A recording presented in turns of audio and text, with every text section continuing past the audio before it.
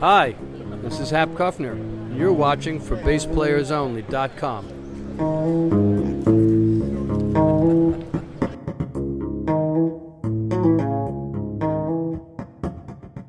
Hi everyone, I'm John Liebman. You're watching for BassPlayersOnly.com, coming to you today from the 2016 Summer NAMM Show, Nashville, Tennessee, with our good friend Hap Kuffner. How you doing, Hap?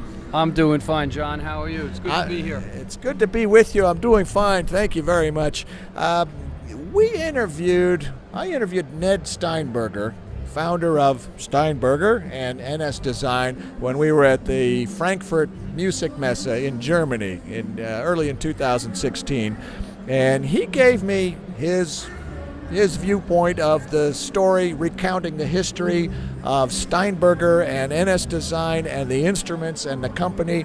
I know you've known Ned forever, probably, and you've got your own view of I guess what I'm getting at is I have the feeling that Ned may have been a little bit humble in describing his success and his accomplishment. Why don't you shed some light on that for the folks here? Tell us about Ned Steinberger, the man. I was very fortunate. I have been coming to the NAMM show since 1974 as a buyer for a retail store that I had 50% ownership of called Mandolin Brothers Limited. And we specialized in vintage, used, and new instrument lines, mainly guitar, some bass. I went by the Labella booth and I saw a black headless instrument on a pivot, and I stopped because the word that came to my mind was, this is an anachronism, something that does not belong in this space and time, because every other instrument I'd seen had a headstock. So what is this? And the body shape is square, right. And he's talking about tuning, but mainly he's talking about balance, the pivot, which can protect you and allow you to play it a certain way, how you can make the bass move any way you want, and that was the main focus of that discussion. So I waited and listened to the entire demonstration. And then said to myself, okay, this is future. I've seen some of the future. Don't know where it's going to go, but it's really interesting. Unbeknownst to me, about 6 months or 7 months later, maybe even 79, maybe a year later, one of the sales guys at Mandolin Brothers got a phone call from Ned Steinberger calling Mandolin Brothers, talking about a zither-type project he was working on. Yeah. And this gentleman's name is Mark Harwitz, and he invited Ned to come to Mandolin Brothers. Long story short, Ned walks in the door with a zither, and I go, "You're Ned Steinberger. Where's your bass?" And he was taken aback. How do you know? He's not a musician at all. And how do I know who he is? And how do I know he's got a bass? And I think he had to go get the bass and bring it back. And I told Stanley, I said, this is brilliant, because Ned explained, this is made out of carbon fiber, which is an aerospace material. I was very interested in moving it further. Ned said, look, I went to NAMM. I talked to Fender, talked to Music Man, I talked to several other companies, I think Gibson, I'm not sure, and nobody was interested in licensing my design to manufacture. And Ned's a designer, so what he was looking for was an existing good-sized company to say, okay, I got it, we'll license it, we'll pay you as a designer, we'll make them and we'll sell them and you get paid. And this is what he was looking for, because he had already done this once with Stuart Spector. Yes. And that's how he discovered what he considered to be the biggest problems with the bass guitar. Now, God bless Leo Fender, who gave us the first bass guitar. And cutting the headstock off changes your balance. Once you cut the headstock off, you have to tune it. So, coming up with either regular tuners or a straight pull system or Ned's newest system allows you to easily just go like this. And the ratio is 40, 50, 60 to 1, whatever you want. So it's not like a gear tuner. working with balance, he tried to make a smaller body with a Spectre, smaller headstock. He was still feeling that wanting to drag. So cutting the headstock off achieved for him what he felt would allow something to not drag down, something to be in the place you want it. He believed in the pivot system, which you still have today. We have a pivot system, which is attached to our Omni bass, which is like a bass guitar cello. It can function as both, turn to fourths or fifths. And his ideas at that time with the bass guitar were something where he had met a gentleman in plastics, the gentleman who floated the first plastic lifeboat that was accepted by the maritime in International Orange, gentleman P. Robert Young. And P. Robert had a factory making lifeboats over in Red Hook, Brooklyn. And Ned was in Brooklyn. And P. Robert Young said, look, I can help you make these. We can make them. So I said to Ned, well, I'm interested in selling these, not just out of our store, but I think we can go to NAMM and get some customers if we go into business.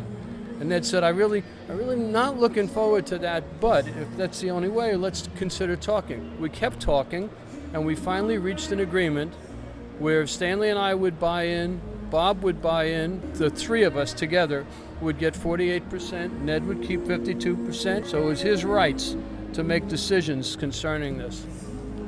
And we started Steinberger Sound Company. In 1980, I said to him, look, the world market, the biggest show, is not NAMM, it's Frankfurt, Germany. It's the European market. Let's get everything we can, let's go to Frankfurt, give me a bass. I've got a friend of mine who's taking a booth. We'll go there, we'll show the bass. So I went to Frankfurt show, and it was the funny aside. So I have a German last name. I'm half Irish. I got some Russian and Dutch in me, but I got a German last name, quarter part German. And I had taken German in high school and failed miserably, but I figured I could learn some German. So I said to one of the guys that I knew in vintage guitars in Germany, how do you say headless? And he said Kopflosen, Kopflosen, which literally translates out to without a head. But in German language, it means insane. So I said, Kopflosen. So I would say, dieser Bass ist Kopflosen, this bass is insane. I meant headless, and I'm saying this bass is insane. So the word got around at the Frankfurt Messe that there's an insane guy with an insane bass. And he could bang the bass on the floor and it would be perfectly in tune. He could put it between two chairs and step on it, and it would be perfectly in tune. Wow, that's What amazing. is this?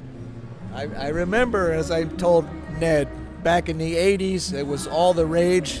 What is that, this headless thing with this box? It's amazing how it transitioned to everything he's got now, and he's got the uprights, cellos, violins. He mentioned guitar line is coming out. What else, briefly, would people be interested in hearing about Steinberger Company and Ned Steinberger? Since we're doing this as a rough today, let me just encapsulate. We did form a company. We did production in Brooklyn. We rented a place. We eventually were funded to move upstate to Newburgh, which we moved the company to Newburgh. And I think we developed up to about 30 people making instruments. It was not what Ned wanted to do with his life. He wanted to design. So there was an opportunity to sell the company to Gibson, and Gibson bought Steinberger Sound Company. I went independent. Stanley kept Mandel Brothers. Bob was in his lifeboat business, semi-retired. He was happy. And Ned stayed for 10 years working with Gibson as a part of their design team. When he was finished with that and allowed to go and start a new operation, including being able to work on guitars and basses if he wanted to, but not those designs. Those were now the possessions of Gibson.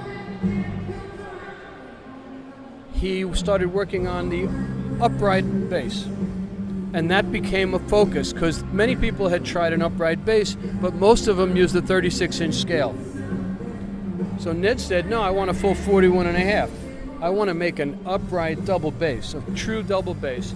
Not only did he tell me he had the upright bass, and I went to see it and I realized it was great, he said, I also want to do violins, I want to do cellos, I want to do violas. I've got an entire line of bowed electric instruments under my designs.